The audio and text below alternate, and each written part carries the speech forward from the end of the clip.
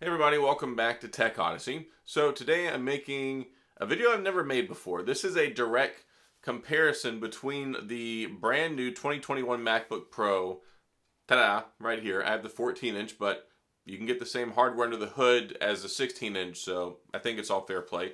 And when you look at the 2019 MacBook Pro 16-inch, this one has the i7 and the base model GPU. So I did an exporting test with Final Cut Pro on my videos because that's what I use mine for. I used my 2019 MacBook Pro. I decided to go in and get the 2021. I wanted the 14-inch screen. I wanted to have the new M1 Pro, plus the ProMotion display, better speakers. There's a lot of different things I wanted. Of course, not having the touch bar really kind of irks me, but that's a whole nother story for another day. So I used the same video and exported them side by side 2 times to see what the differences were, and I was actually kind of surprised, and not necessarily in a good way. So we're going to talk about the exporting speed and the improvement with the 2021 MacBook Pro over the 2019, if you people are still using one of those, and you want to know exactly how it's going to impact your workflow. So before we get into that, I do want to say if this is your first time stopping by the channel, thank you for being here. If you enjoyed the video, please hit the like and the subscribe button, and the little notification bell if you want updates when new videos come out. Now let's get to looking at what these got cooking.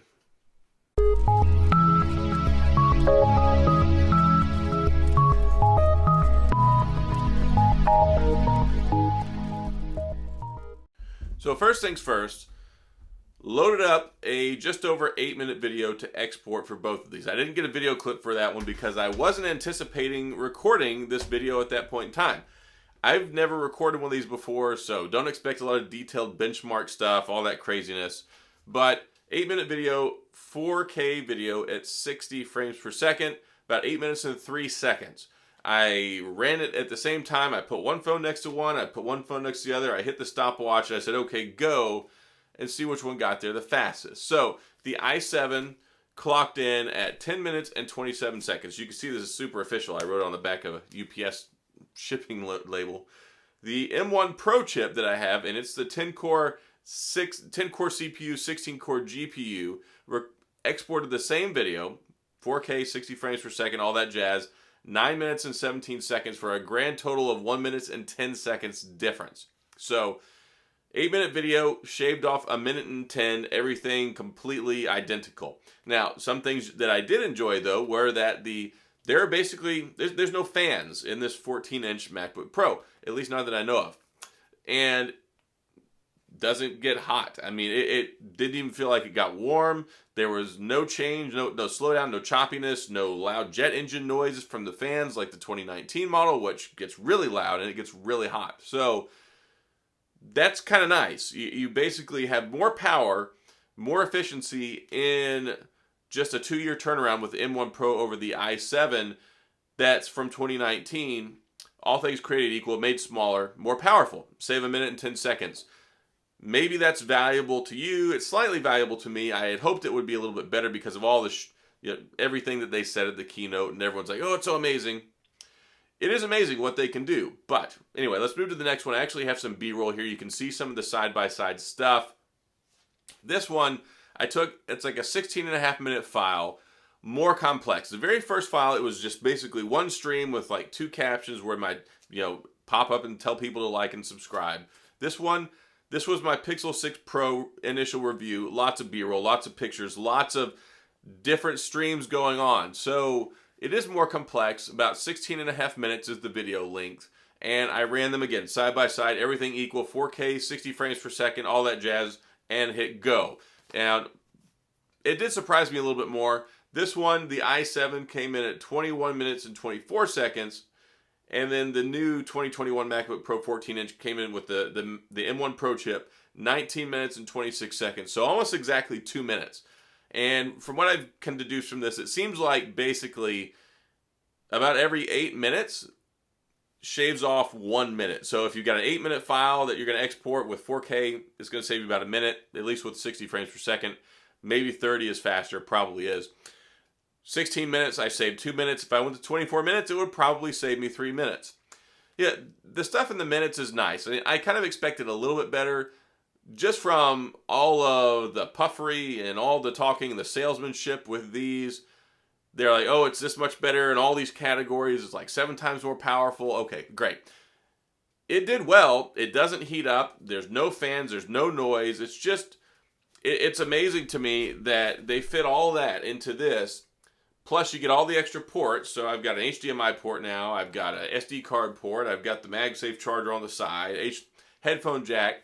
And then you've got this really, really beautiful screen, which also has the ProMotion display, which is nice. And I tell you what, this is so easy to open now. I mean, this is not even grounded, and I'm just lifting it up. So, yeah, there are some things here to look at. If you use like Adobe Premiere or something like that, you probably will see a more substantial increase.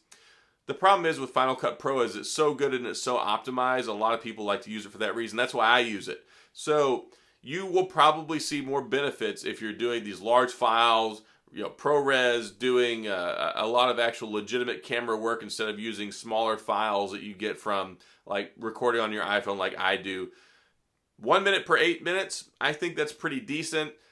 Having an i7, I do have question marks about it. If you have an M1, definitely don't move over to this. Like, it's not worth it at all. Unless you just want the bigger screen, you want the extra ports, all the extra stuff. Don't do it for the processor. Like, don't waste your money on that. But if you've got an i7, you've got the 2019 or older, there are a lot of reasons to look at it. You look at the ports, look at the screen, look at the ProMotion display, the better 1080p webcam, smaller bezels. Yeah, there's a lot of stuff going on. It's an expensive laptop for sure. I mean, $24.99 is a whole lot of money for this one. I think it starts off at like $17.99. You're going to get the lower rated CPU and GPU, but largely it's going to perform almost just as well. So as long as you're not, the more cores that you have there, if you're doing a lot more streams, you're doing ProRes, you're doing higher level stuff, yeah, you're definitely going to want more when it comes to that. But if you just do basic stuff like me, you can probably get away with the cheaper 14-inch MacBook Pro. And actually, I think that was with like a discount. I think it's like $19.99 is what it is, something like that. So the 14-inch one, I think, is a great option for a lot of people. I was surprised. My wife has the 13-inch MacBook Air, and the screen is just completely blows it out of the water. But anyway, I'm not going to go off on too many tangents. Just taking a look at it benchmarks-wise, it's not even really benchmark, just a speed test, basically. Yes, there is a difference. It is tangible. It's not like it's 5 or 10 or 15 seconds. A minute per 8 minutes of recording time with simple recording stuff or slightly more complex, couple different, maybe like 3 or 4 streams.